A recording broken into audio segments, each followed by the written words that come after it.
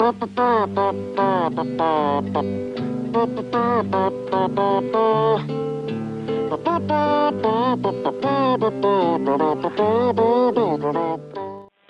am Cindy Baker-Burrell, Central Eastern Ontario Tobacco Control Area Network Coordinator at the Simcoe-Muskoka District Health Unit.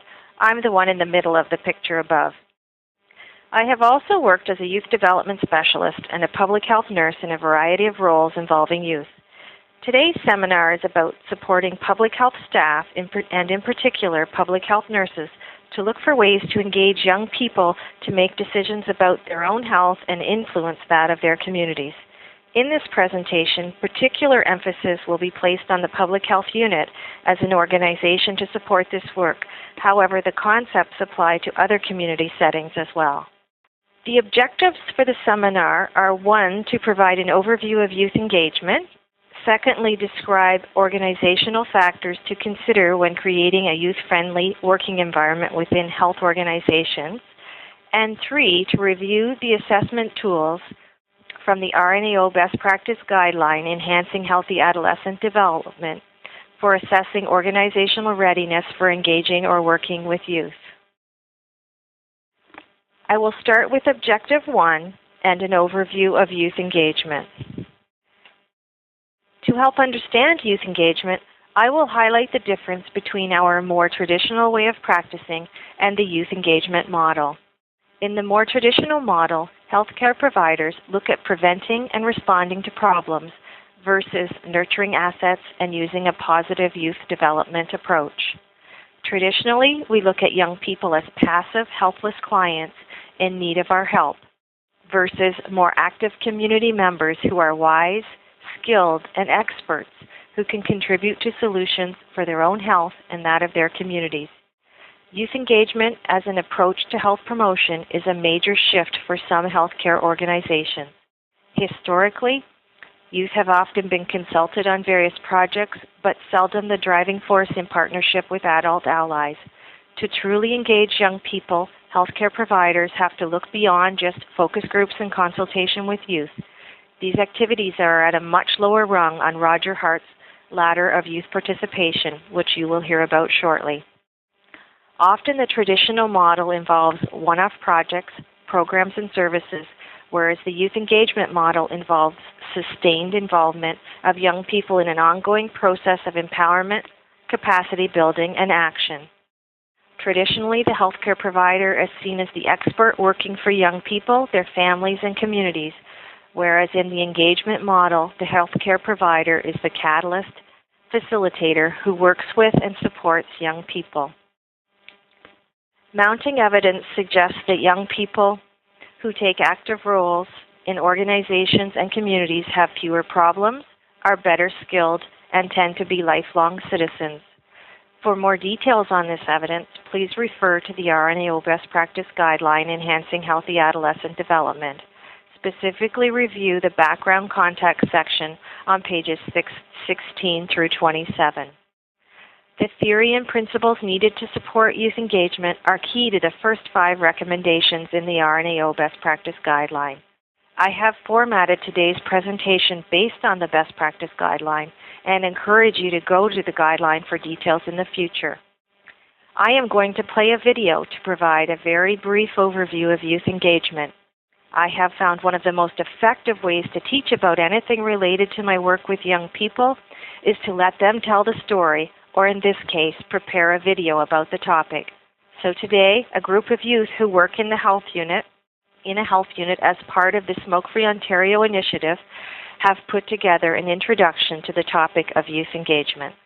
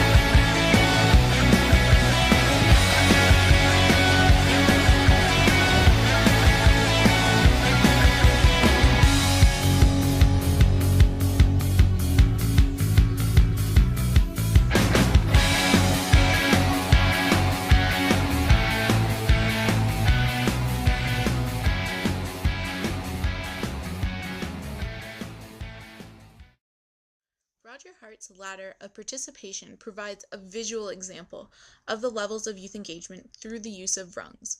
On rung 1, you have adults manipulating youth, which is not very youth-friendly. On rung 2, adults use youth to decorate their activities, so the youth are necessary, but it doesn't reinforce active involvement.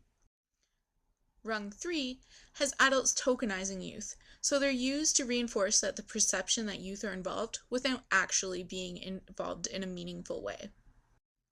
Rung 4 has youth informing adults, but the adults don't have to let youth impact their decisions. Adults actively consult youth while they're involved on rung 5. On rung 6, youth are fully equal with adults while they're involved, including a 50-50 split of authority, obligation, and commitment from both parties. Rung 7, youth are driving activities, and it's not necessarily adults in positions of authority. They're helping support youth in their roles. Then the last rung, rung 8, has youth and adults having full equity with each other. This may be a 40-60 split or 20-80 split when it's appropriate. All are recognized for their impact and ownership of the outcomes.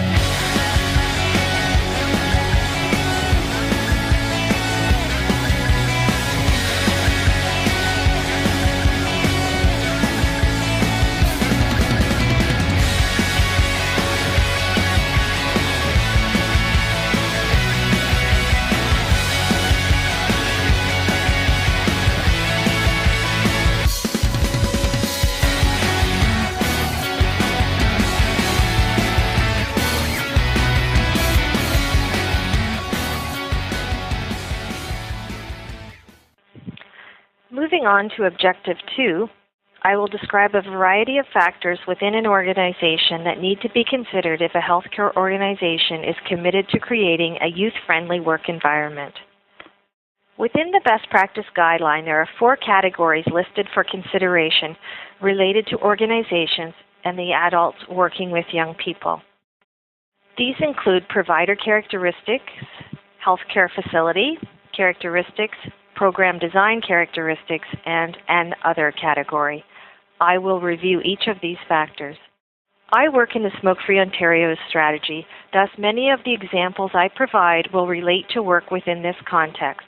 However, there are nurses working throughout Ontario in settings with youth, using youth engagement strategies in other topic areas. The Ministry of Health and Long-Term Care, through the Smoke-Free Ontario strategy, has provided many recent opportunities to implement youth engagement for health promotion within Ontario's 36 public health units. Smoke-Free Ontario is a comprehensive tobacco control strategy that focuses on prevention, cessation, and protection. Through this strategy, public health units have been funded to create supportive environments and engage youth in tobacco control. Within each health unit, there is a youth engagement coordinator who can support capacity building for youth engagement. As well, there are youth development specialists within the 7 tobacco control networks that can also support this work at a regional level. Both the youth engagement coordinators and the youth development specialists are available to support youth engagement strategies for health promotion. Their primary area of focus is tobacco prevention, but they can support capacity development for other areas of health promotion too. The next area for organizations to consider when creating a youth-friendly working environment is the characteristics of the staff. The Best Practice Guideline provides a comprehensive list of qualities for healthcare providers on page 39. I won't go through all of them, however, we'll highlight a few. Working with youth requires a diverse set of skills and knowledge, such as understanding adolescent development, values, and peer influence, understanding the impact of school culture, social media, and technology, understanding the value of open, honest, and non-judgmental communication, to name a few. Nurses can serve as allies and mentors to youth as they develop leadership skills and competencies to actively advocate for change within youth-serving organizations, communities, and systems such as school boards and government. Understanding how to do this is key. I would encourage healthcare providers to find allies in your organization or your local community who work with youth. Look for a mentor who has been working with youth, such as the Youth Engagement Coordinator or Youth Development Specialist, or other nurses in your organization. I would encourage everyone to look for training or learning opportunities, such as those available from the Youth Advocacy Training Institute and the Center for Excellence in Youth Engagement, as well as in-house through the Youth Engagement Coordinators and Youth Development Specialists. Adults working with youth have become important role models in these young people's lives. The following quotes embody the impact that these relationships can have. Not only was my Youth Action Alliance a team to me, but a family outside of my home. My youth advisor, team, and other health unit employees have been so supportive and inspiring and have helped me grow in many ways that will serve me well in the future. If it wasn't for you, then we wouldn't be where we are today. With your help and guidance over the years, you have helped form who we are and who we wish to become. Without your support, our job would be so much harder, our days more boring, and our lives so unfulfilled. For all this, we thank you. It keeps us coming back. These kinds of testimonials make the long hours and hard work worth every second. I mentioned understanding technology and really wanted to emphasize the importance of it when working with young people. Canadian youth spend more than 40 hours a week with computers and television. 42% of North American youth can text blindfolded. 83% of 8th to 9th grade Canadian boys play online video games. 1/3 of Canadian 6th to 7th graders have personal websites.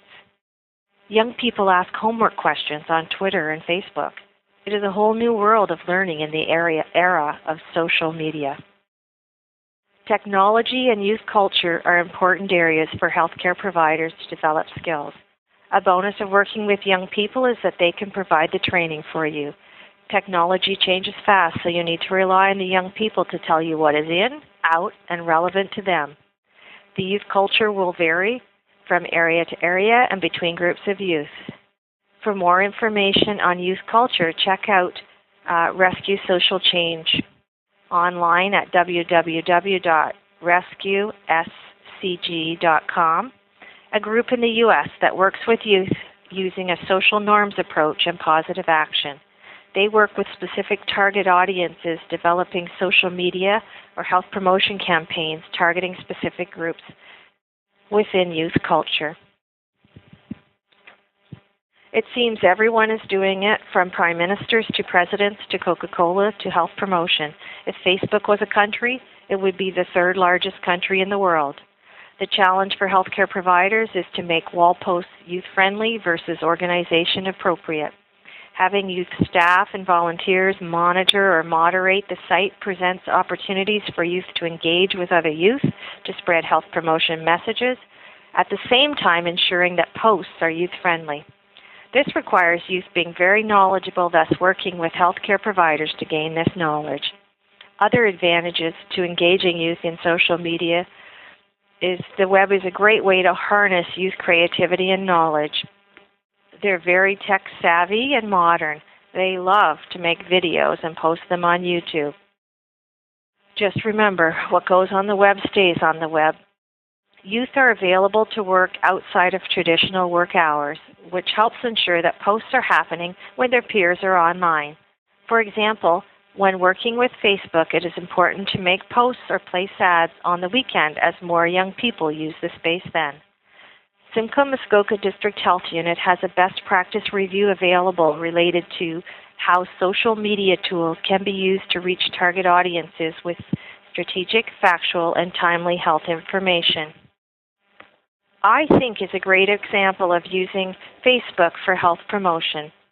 I think is a social marketing and media literacy campaign that is designed to denormalize or not to make not normal the marketing practices of big industries by showing youth the other side of using their products. This site targets the tobacco, food, and alcohol industries. This site has 2,954 likes as of April 16th, and this was developed at a health unit and has been launched at a provincial level to promote interaction on the site by young people.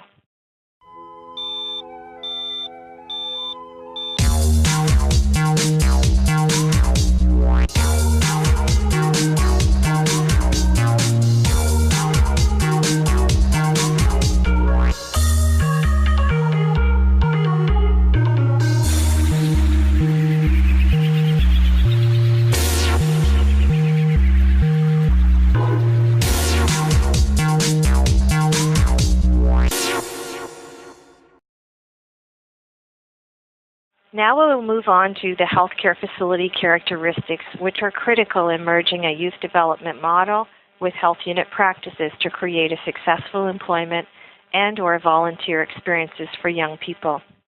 To successfully engage youth, an organization needs to create youth-friendly environments that are receptive to the opinions of young people.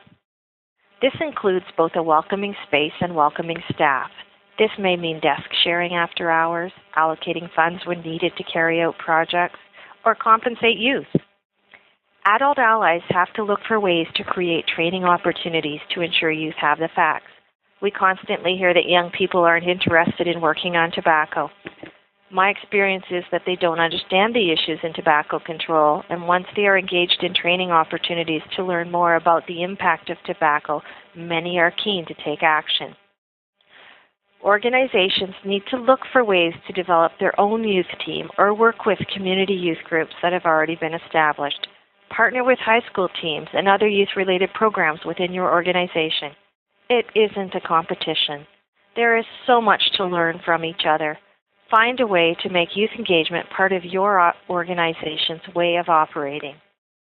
Some health units have endorsed approaches to youth engagements across the agency. Youth are full of energy, and working in partnership can be exhausting, as you can see from the picture of me above, but the end results are more than worth it, even if you do have to get up at 5 a.m. to meet everybody for a big event. I have included some quotes in the presentation to highlight some youth comments related to their experience working with a health unit. The opportunities I have received here and things that I have learned have proven invaluable. Thank you for providing a professional yet comfortable workplace and so many excellent experiences.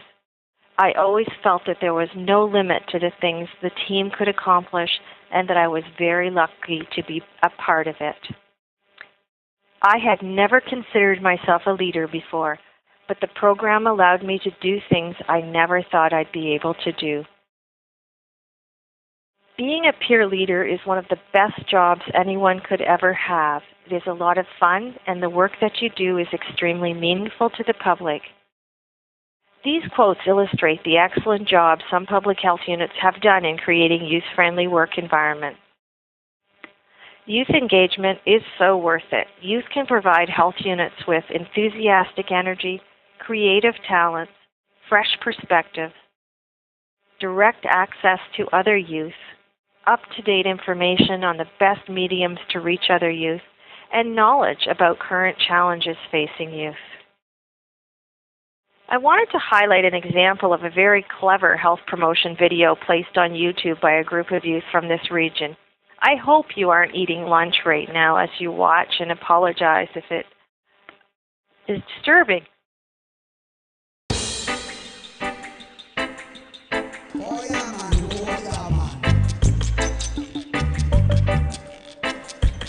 Hey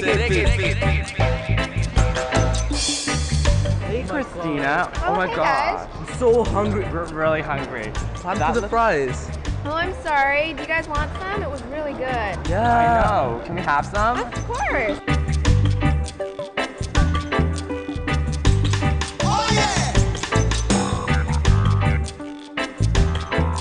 Thanks so much. Oh, my no God, thank problem, you. Thank Really. you. Oh my god. You guys deserve it after a hard day of work.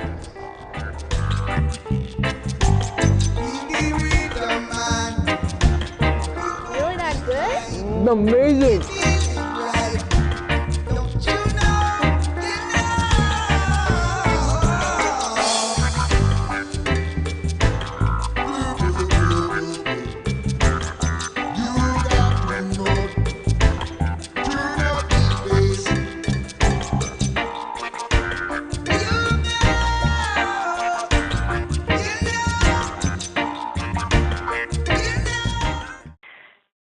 So that was a series of 3 videos. The other 2 were called Secondhand Gum and Secondhand Underwear, and I'll leave that to your imagination. The final organizational factor to consider involves program design characteristics. Key factors include the need to involve youth in all aspects of program development and obtain continuous feedback. Hours need to be flexible to accommodate youth availability. Youth are in school, which can be an excellent place to start if they have time there, but after school and on weekends is the ideal time to work with young people. Healthcare facilities such as public health units need to ensure that healthcare providers working with young people are available in these alternative hours. Yes, this may mean changing some collective agreements, changing policies and practices if we want to succeed in this area. Public health nurses have often worked alternative hours for things like prenatal classes, car seat clinics, and sexual health clinics, to name but a few. Youth engagement requires the same flexibility. This does not mean every evening or every weekend. The young people of today are also very busy. Many need to work, which can make working with them regularly difficult. Incentives are important to keep young people involved long term. Compensation for youth is important when trying to build stability. Youth are busy individuals with complex lives that are constantly changing. Oftentimes, they are balancing many responsibilities ranging from school, extracurricular activity, work, social life, and family responsibilities. So where possible, youth should be compensated for their time. The Youth Action Alliances from 2005 to 2009 paid youth to work in health units, which made this commitment by youth stronger, as this was their job, and many of the youth of today need jobs to pay for things like their cell phone, and they're very important in their lives. The Youth Action Alliance program was criticized by some for having youth who already had strong skills and abilities. I can tell you from first-hand experience that criticism was overstated. The public health units within Ontario were actively recruiting youth with more diverse backgrounds and experiences. If financial compensation is not possible, then community service hours are another route, keeping in mind that sometimes when youth have reached their 40 hours, they will move on and you will lose that youth asset. But the youth won't lose the assets that they have developed. Some organizations have developed incentive plans incorporating a variety of items.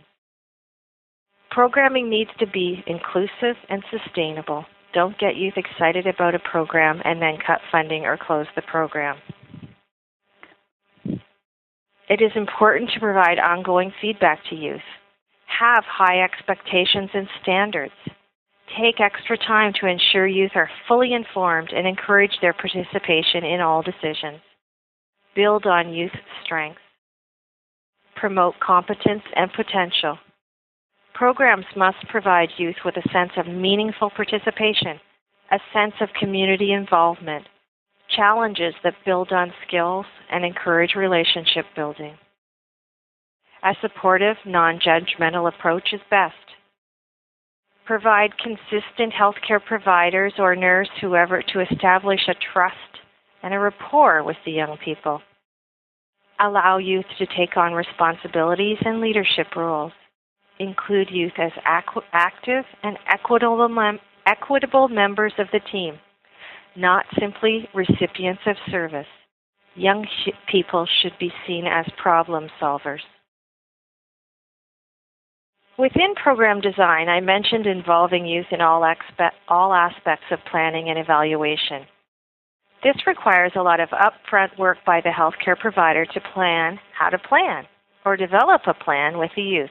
You can't just invite them into the room and voila, a health promotion campaign appears. Very detailed plans are needed to get them interested, teach them about the subject, and to find out their perceptions about whatever topic you're working on are key components.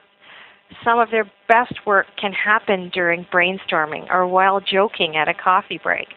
For example, in 2005, when Bill 164, the Smoke-Free Ontario Act, was being introduced, the youth were sitting around a table brainstorming possible ideas for an event to kick off the passing of Bill 164, when someone innocently remarked, "Hey, let's just go and yell at everybody. Who's Bill?" Laughing, they realized that this was a definite possibility and quickly began to expand on this idea. Soon after, the creative little event became a widespread regional celebration.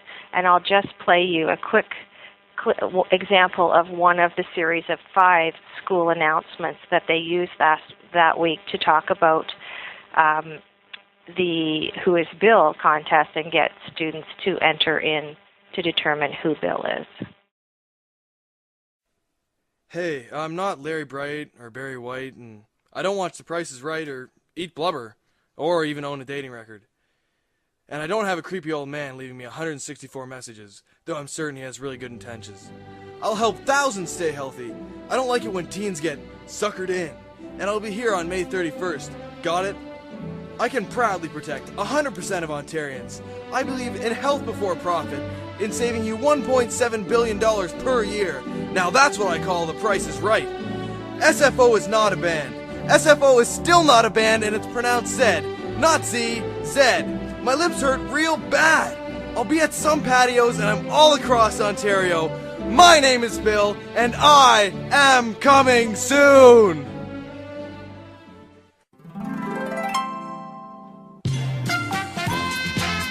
If you want to win some amazing prizes, come on down to your school's office and submit your answer to the question, Who's Bill? Who's Bill? Who's Bill? I heard there are prizes for the closest to, farthest from, and funniest answer. Fresh. Are you ready? There are a few other considerations that you may want to think about. Policies often need revisited when you bring youth into an organization.